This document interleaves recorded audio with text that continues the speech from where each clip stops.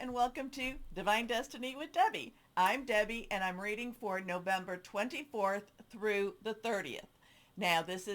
We are now in Sagittarius season.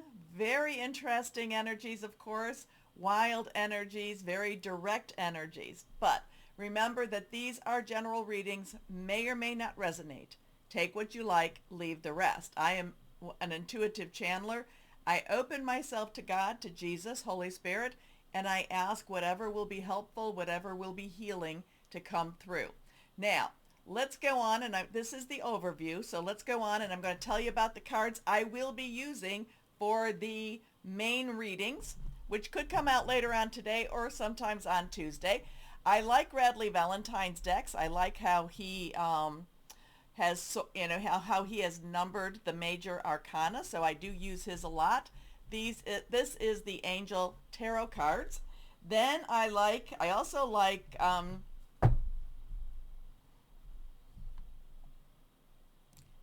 had a brain freeze for the moment there. I like John Holland's Psychic Tarot and Oracle cards, so we will be using those. Now we do have a new moon coming, but not in this time frame. So that will be December 1st. So I will do the Moonology cards, but when we come back to that reading, okay? I will use my Emily Anderson crystal deck. Now I do have my Radley Valentine, and this will be for this reading. This is kind of a universal energy. This is Angel Wisdom Tarot, and I do like, they're whimsical, the Fairy Tarot. Again, Radley Valentine. Again, if I didn't say this, I have prayed, I have meditated, I have infused all the decks with Reiki energy. I am a Reiki 3 master practitioner, so kind of gives them a little bit of a kick, and it's always interesting to see what we're going to have. Now let's go here for a second. I am going to go to that one, if I can find it here, that one website that I do like. Actually, I might go to 2 websites. We're going to flip. There we go. So I told you that we are doing the 24th through the 30th. All right. So let me go into here we go. So we have, we do have, like I said, we've talked about this already. Pluto enters Aquarius. It will be here. Pluto will be in Aquarius until about 2044. So this will be a good 20 years. We're kind of blessed that Pluto in Capricorn didn't make it the whole 20 years. It was, what was it? So it came in about 2008 and it got out just, on this date. So that's 14, 15, 16 years. We're kind of blessed with it because it was a horrendous time. Lots of, what Pluto does is Pluto is kind of like the garbage receptacle, if you want to say. And it takes out things that you do not need. But some of the things that have been taken out, it's like, oh my gosh, I really never want to go through that again.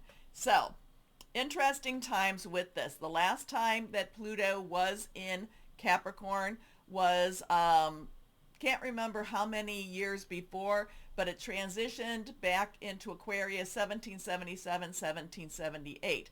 And then it went into Aquarius 1778-ish till 1798, so about 20 years again for Pluto in Aquarius. And during that time, we had lots of different revolutions. We had at least 4.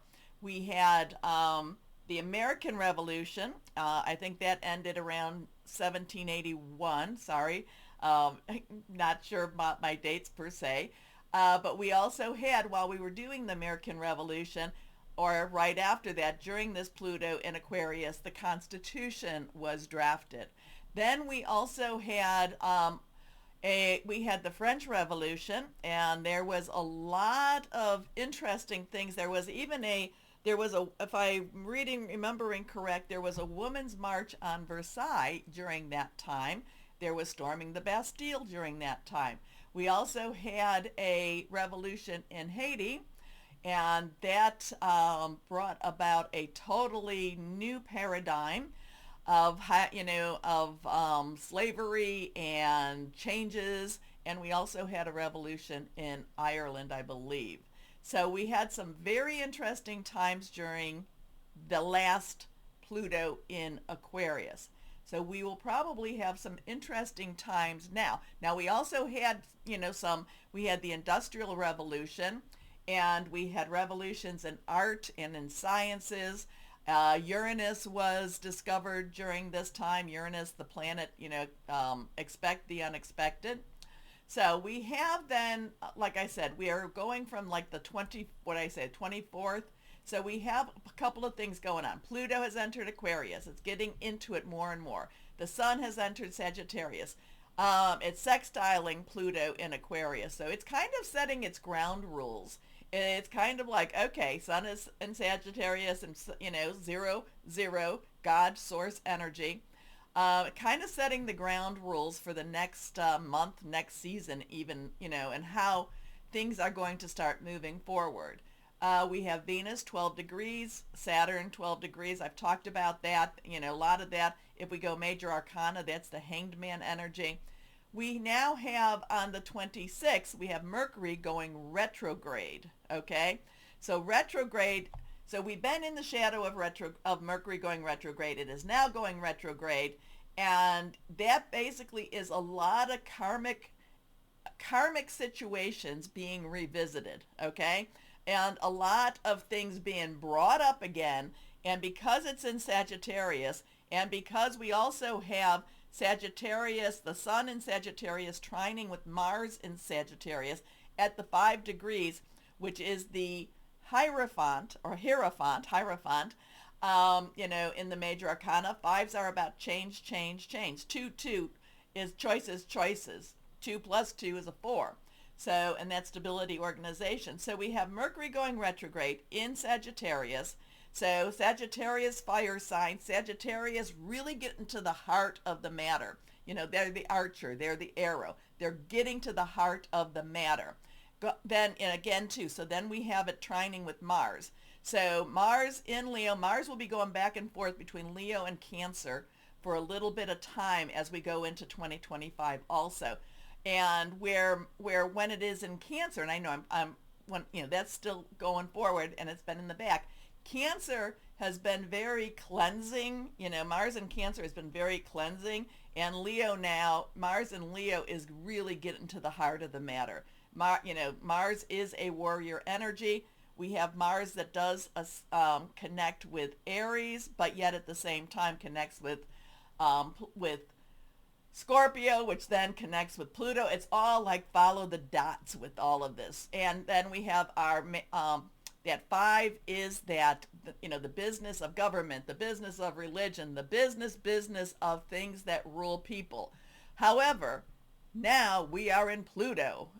Now Pluto is in Aquarius. Aquarius is all about social reform.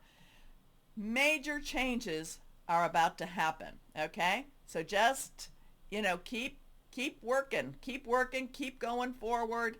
Remember, whatever happens in the world, we still have to, live our lives, and we still have to do whatever the job is that God has put us on this earth to do. So, okay, so anyway, this is the-astrologer.net. Second phase of surprises. So he talks about more what's going to happen on the 1st through the 7th through the 15th. And he is saying exciting shocks and surprises. I could see that happening. We'll have the sun in Sagittarius on the 1st of December. We have the new moon in Sagittarius. We have Mars in Leo. We have Jupiter in Gemini. Now, Jupiter in Gemini is going to really get a big push forward. We have Venus in Aquarius. We have going into Aquarius, and we have Pluto in Aquarius. The planets we do not have anything for is Aries, though we still have that north node, Cancer, Virgo, Libra, though we still have that south node, and also Scorpio. So it's things are shifting. If you're not feeling this, I'm sorry, I don't know what else to tell you, but things are shifting all around us. We are living in, astronomically challenging or surprising times. Okay, so here is horoscope.astro-seek.com. This goes through the monthly quick overview. So like I said, so we have the new moon. I know we'll talk about this more the next time, Mars in retrograde, Mars in retrograde, so that will still be in Leo. And then we have Venus. Oh, then we're going to have on the 7th, so we are kind of in that shadow. Neptune will be going direct. And let's see what else we have. And then we'll have a new moon in Capricorn on the, as we go, December 30th, as we go into our new year. So interesting thing, I've got this one here. Pluto is back. And this is refinery29.com, and then it has a hyphen en/US. And it's here after 25 years. What does it mean? Are you ready to live through an astrological happening that no one alive has experienced? Talks about the dates. We have been talking about this. I just found this today. The last time Pluto was in Aquarius was 1778 to 1779. Let's see. So 248. Oh, that's interesting too. 248. So 10, 14, 14, 1, 4, 5. So change, change, change. Once in a lifetime transit. Understandably has happened. There's been a lot of inventions. The discovery I told you of Uranus. Also, we've had the American Revolution, Haitian Revolution, French Revolution, beginning of the Industrial Revolution. We also forget about that little Irish Revolution too, though that was more like 1798, I believe. And there is a lot of things. I would suggest going here. Aquarius rules technology, innovation, the internet, the collective, so we'll be seeing some shifts in those specific areas. This 20-year cycle will correlate with major scientific, medical, and technological discoveries, as well as space exploration and learning more about life beyond Earth. And so it destroys what no longer serves us, which isn't a pretty process, but creates space. This is what Pluto is for rebirth and new beginnings. So basically, Phoenix rising from the ashes. And it will expose the shadow side of Aquarius. Again, according to Naranya Montevar. And it will teach us that living constantly plugged into a screen is bad for our health and our sense of well-being. So there's more positive connotations. So social fairness that sees all humans as equal. So I do feel that should we choose, and again, Pluto is back in Aquarius after 225 years. Here's what it means.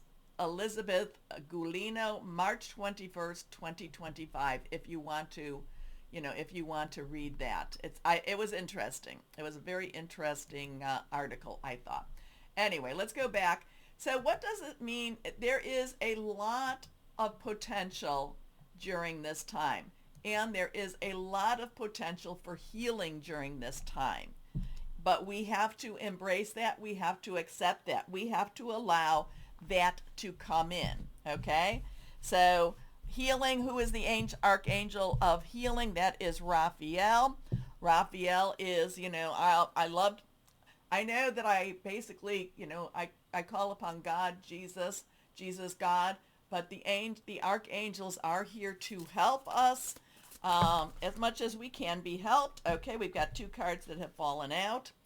So I would just say this is a good time for Raphael. This is a good time for healing to start.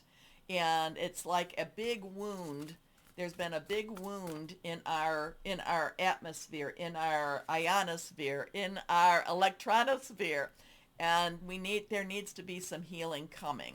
Now, we also, during this week here, in the United States, we will also be celebrating Thanksgiving, and that is a time to give thanks. Now, I think Thanksgiving could be something that we do. I have cards that fell on the floor. That we should probably be doing every day.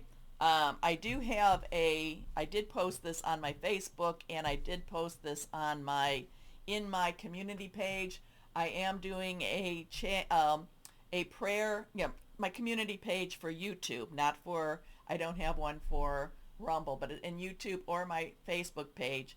I do have kind of a prayer challenge. There was two prayers that I was using. One was the prayer of Jabez, which is supposed to have um, remarkable changes, and then another where releasing negative timeline. So if you want to join me, it's never too late. I just finished day 6 of my prayer. I'm going to be doing it for at least 30 days. Okay, so let's go on. These are the cards, and this is for like major universal energy. These are the cards that popped, okay? Both sets popped. These popped up, these popped down. So now we have a one, new beginning, new start. Then we also have this as fire energy. Fire energy is our Leo, our Sagittarius, and our Aries. Now remember, I told you Aries, there's really no planets, but the North Node is in Aries right now. Also Sagittarius, we are in Sagittarius. Mercury is in Sagittarius. Lot of communication with Mercury in Sagittarius. And remember, Sagittarius is the archer, the arrow, going straight to the point, getting things done, okay?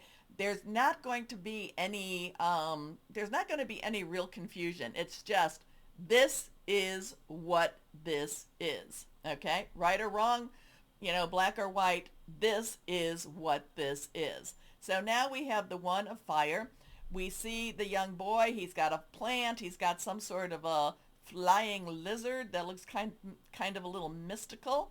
A water behind him. He's got plants and growing. He has some sort of a sparkler there. And he looks, he looks okay. He looks a little bit wiser than his years, okay? We have the moon there. Now this would be a new moon, so this could be happening. How I look at a new moon is I kind of put a line going up, and if it looks like a B, then it's a bigger moon, so it's the waxing moon.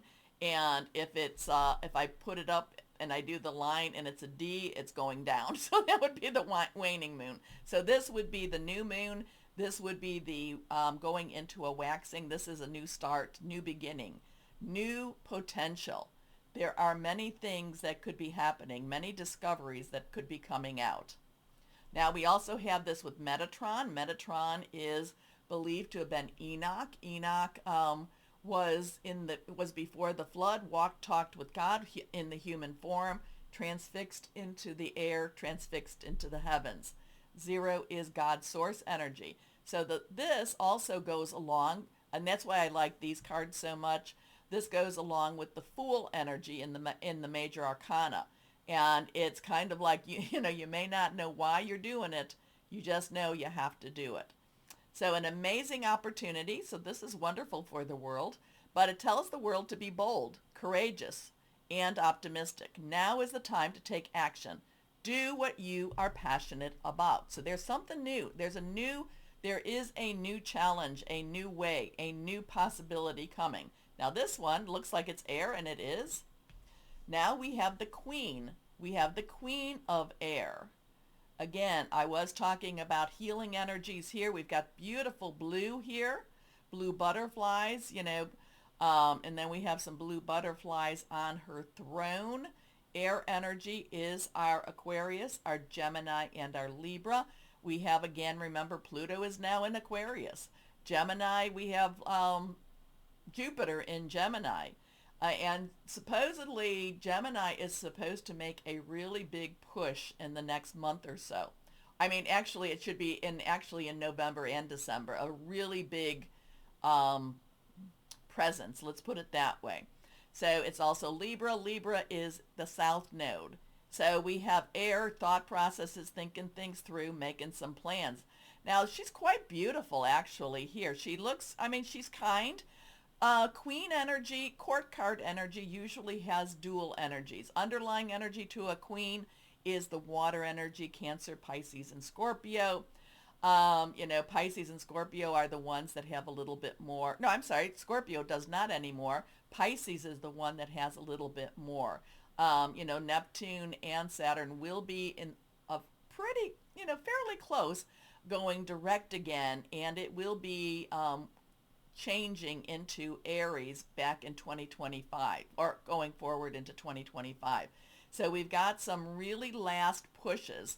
And because I say that these are last pushes because once they go direct, they're slower moving planets, but it does not mean that we will not feel their effects. So Saturn again, Saturn is the rule keeper, the karmic energy. Neptune is the dreamy energy, the looking at what you want out of your life and maybe seeing them come to fruition.